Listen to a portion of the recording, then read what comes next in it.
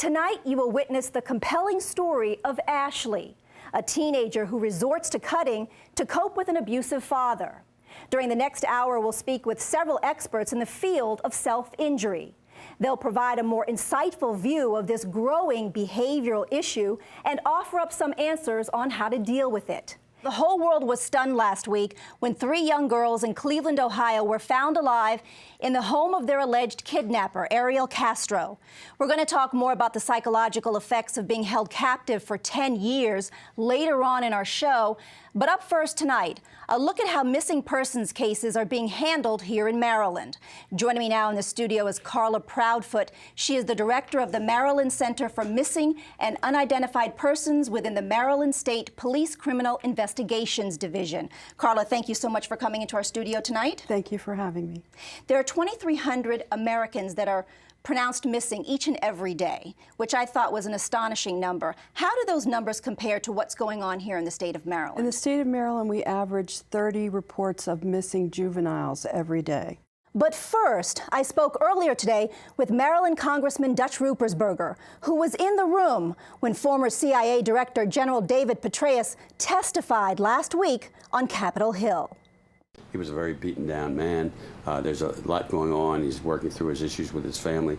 But the sad thing, it also is not good for the United States, because here was a brilliant person who not only knew the military side, but the intelligence side. Congressman Ruppersberger said that he felt the Petraeus investigation went through the proper channels at the right time. And the right people were notified, although he did say something to the effect that he wished Congress had known a little sooner. But do you feel that way? Because from the outside looking in, I just am very, very confused. I mean, you've got this FBI guy who's getting information from Jill Kelly, who's then going. It's almost as if Jill Kelly didn't tip everybody off. Petraeus would probably still be the CIA director today. Oh, probably so. Absolutely, unless something else happened, another shoe dropped, as it were. But Yolanda, you're right that there are certain questions about the timeline here. Yes, torture in every sense of the word. Shamira McKenzie speaks out about her past life working in the strip clubs and on the streets. She was lured, like many young girls, into this underground world by a man who forced her to be his sex slave. Saying all you have to do is dance, and then the beatings came, and when you want to leave and you decide this is not what I want to do, you're told you can't leave or I'll kill you or your family. The other thing he says to her is, I know where I got you, and I can get you again. Nancy Winston of Shared Hope International has dealt with this issue on a global and national scale. She says human sex trafficking has hit our area in a bad way. We discovered in Maryland, just in cruising through the back page ads, over 70 ads of young girls being advertised for sex. The big crime now is not narcotics, it's the trafficking of humans. Delegate Susan Lee has introduced 2 bills on the topic. The first one makes the abduction of a minor for human trafficking a felony instead of a misdemeanor. And the second one says a defendant cannot claim they did not know the real age of their victim. We all want to be able to put a bite in this crime that is a high profit, low risk type of crime, which is escalated in our state of Maryland. Many say Maryland is a haven for human trafficking. Our geographic proximity to places like New York, Philly, and Boston make it easy to bring young girls in. But there's also little to no deterrent for these offenders because the consequences in Maryland are negligible. How would you characterize the human trafficking situation here in Maryland?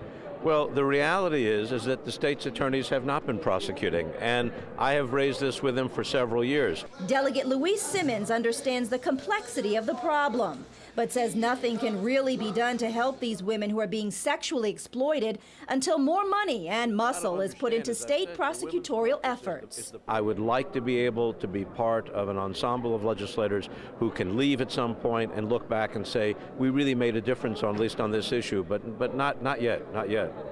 Marylanders who had little to no access to quality health care coverage can now breathe a sigh of relief thanks to the Maryland Health Progress Act of 2013.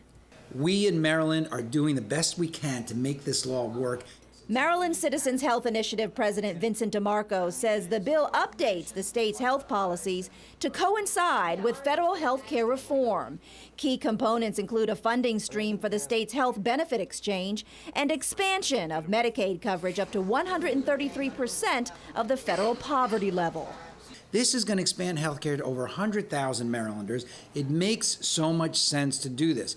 It's good for all of us. Come January 1st, Marylanders that don't have insurance are going to be entitled to insurance. Senator Thomas Middleton says it's taken a collaborative effort to move this legislation forward. He says everyone seems to be on the same page, except for some businesses who will now have to provide health care coverage for a staff of more than 50 employees. Now, some businesses may not like it, but I don't think you'll find a person that will say the process has been flawed, that they didn't have a place at the table. Now that the Maryland Health Progress Act has cleared all of its legislative hurdles, the big challenge now is to educate the public. And the lieutenant governor says he wants to make sure every Marylander knows what benefits they're eligible for under the Affordable Care Act.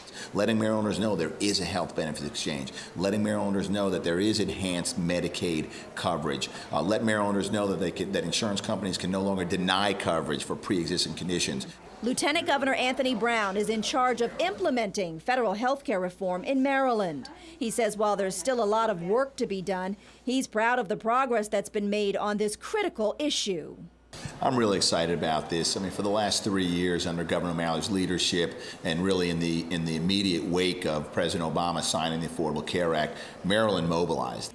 In that analysis, if there's ever any time where it's over $1.50, the debate continues in the Senate. I think the momentum's there. This is just the dumbest idea ever. As to whether an offshore wind farm really works for Maryland. This legislation is important to our jobs future, to our energy future, and it's important, therefore, to our children's future. The governor has been pushing wind power for the past 2 years, and a coalition of community groups have kept the issue front and center.